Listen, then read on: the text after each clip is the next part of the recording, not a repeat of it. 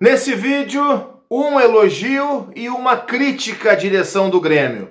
E para fazer esse elogio e para fazer essa crítica, eu vou trazer exemplos reais, com detalhes de negociações do Grêmio que por diversos motivos o Grêmio não conseguiu fechar na atual temporada.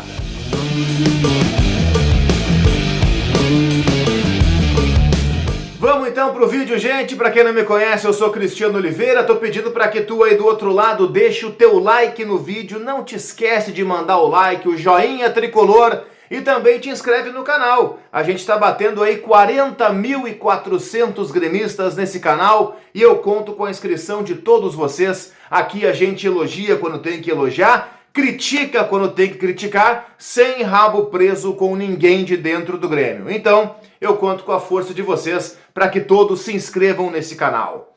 5 contratações que o Grêmio não fechou na atual temporada. E essas 5 contratações, esses 5 reforços que não vieram para o Grêmio, eles são os exemplos reais, quase que palpáveis, de um elogio, sim, um elogio, e também uma crítica à direção do Grêmio. Eu vou começar com o Chico da Costa, por exemplo, que eu até nem queria que tivesse vindo, para falar a verdade. Mas o Chico da Costa foi um jogador brasileiro, gaúcho, gremista, que joga na Bolívia, que o Grêmio identificou. E quando foi negociar, o Grêmio foi direto no Bolívar, o Grêmio pagou de santo na história. E o próprio Chico da Costa fez vazar, através de amigos, familiares, enfim, que olha, se o Grêmio tivesse vindo em mim, o negócio estava feito. O Grêmio foi por outro caminho, não soube negociar e acabamos não concretizando. Esse é um exemplo. Eu quero citar outro exemplo para vocês. Pedro Raul. O Grêmio teve o interesse no Pedro Raul, a partir daí se estabeleceu uma negociação do Grêmio com o Corinthians, do Grêmio com o próprio Pedro Raul, e a negociação demorou, virou uma novela, até que o Pedro Raul fez o 7º jogo dele no Campeonato Brasileiro e ele acabou não vindo para o Grêmio. Quero falar de Carlos Vinícius, que é um brasileiro que jogou na Holanda, que jogou em Portugal e que, enfim, jogou no Fulham, na Inglaterra. Centroavantão, daqueles mais pesadão, mais fortão, jogador de referência. O Grêmio identificou esse brasileiro com possibilidade de jogar aqui, foi atrás, iniciou uma negociação, se assustou com valores e a partir daí recuou. Como assim se assustou com valores, cara pálida? Vocês achavam, por acaso, que um jogador com passagem pela Premier League ia ter um salário baixo? Falando em Premier League, Michael Antonio, o inglês naturalizado jamaicano que joga no West Ham da Inglaterra, tá jogando Copa América pela Jamaica. O Grêmio identificou o jogador, convenhamos que não é um cara tão óbvio assim para o mercado brasileiro. O Grêmio identificou essa possibilidade, ele tem uma questão contratual que ele pode sim se liberar do West Ham. O Grêmio iniciou negociações, iniciou tratativas, se assustou com valores e recuou. Cara, o cara joga no West Ham, o cara joga na Premier League. Por acaso, será que alguém achava que o salário dele ia ser baixo? E observe que eu já falei do Michael Antonio, falei do Carlos Vinícius, falei do Pedro Raul, falei do Chico da Costa, e eu não vou sair dessa temporada. E eu vou com o nome talvez principal dessa história toda, que era o centroavante, o primeiro centroavante, o plano A do Grêmio, para o lugar do Soares, lá em janeiro ainda. Todos vocês lembram da novela que foi com o Funes Mori. Sabe por que o Grêmio não fechou com o Funes Mori? Ele não continuou no Monterrey. Ele continuou no futebol mexicano, mas ele saiu do Monterrey para jogar no Pumas. Sabe por que ele não veio para o Grêmio? Porque lá pelas tantas a negociação deu uma esfriada e o Grêmio não foi capaz de mandar um dirigente ao México conversar com o jogador.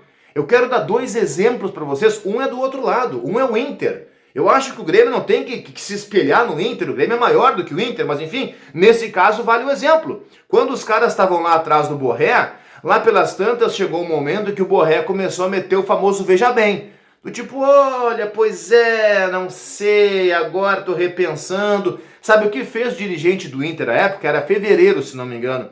Ele pegou uma passagem de avião, saiu do inverno brasileiro, saiu de Capão da Canoa, lá sei onde é que ele estava, saiu do verão brasileiro, foi pro inverno europeu, foi lá para a Alemanha, debaixo de neve, conversar com o Borré e fechar a negociação. Lá assinaram um contrato, o Borré disse, pô, o cara atravessou o mundo para me ver. Lá assinaram um contrato, posou com a camiseta e tirou foto. Vou pegar o próprio Grêmio como exemplo. O ano passado, a negociação do Soares quase não saiu. Teve um momento em que o Soares também começou a dar o migué, também começou a dar o veja bem, do tipo, pois é, futebol brasileiro, tô repensando, eu falei para vocês que ia, mas pois é, já não sei se vou. Sabe o que fez Paulo Calef? Pegou um avião e foi no Uruguai conversar olho no olho com o Soares. Teve jeito, pode gostar ou não gostar do Calef, eu acho que o Calef fez coisas boas e coisas ruins no futebol do Grêmio, faz parte. Agora, é inegável que ele teve um papel de protagonismo naquela negociação com o Soares. Porque ele levantou a bunda da cadeira, pegou um avião, foi lá no Uruguai fechar com o cara. E ninguém fez isso com o Funes Mori. Então são 5 negociações, 5 conversas envolvendo o Grêmio na temporada que não aconteceram, que não tiveram um desfecho positivo. Eu poderia falar de 10, 15, 20, aí o vídeo ficaria muito longo. E talvez se eu falasse de 10, 15, 20, eu não traria tantos detalhes quanto eu estou trazendo dessas 5 aqui. Então, gente, onde é que está o elogio? Onde é que está a crítica? O elogio, eu venho batendo muito nessa tecla. A direção do Grêmio conhece mercado. Olha só, é o brasileiro que joga na Bolívia, é um argentino naturalizado mexicano que estava para sair do México. Lá atrás eu poderia falar do Abubakar, por exemplo, um camaronês que joga na Turquia. Nós falamos de um brasileiro que jogou em Portugal, na Holanda, na Inglaterra, que é o Carlos Vinícius. Então observa que o Grêmio tem elementos que provam que ele conhece o mercado. Agora, na hora de sentar uma mesa, tete a tete com um jogador, com outro empresário, com outro dirigente, aí, cara, os dirigentes do Grêmio estão deixando muito a desejar. O Grêmio não sabe negociar e nós estamos perdendo muitos jogadores por conta disso. Cuiabano saiu quase de graça, por exemplo. O Cuiabano não quis ficar no Grêmio. É claro que não quis ficar. O presidente Guerra deu uma entrevista dizendo que ele era o terceiro da posição. Imagina a moral do cara. Ele pensou, porra, eu sou um ratão aqui, cara. No Botafogo eu vou ser titular, vou pra lá. É claro, o Grêmio tem dificuldade muito grande de negociar. Deixem o like no vídeo, pessoal. Se inscrevam no canal e comentem aqui embaixo.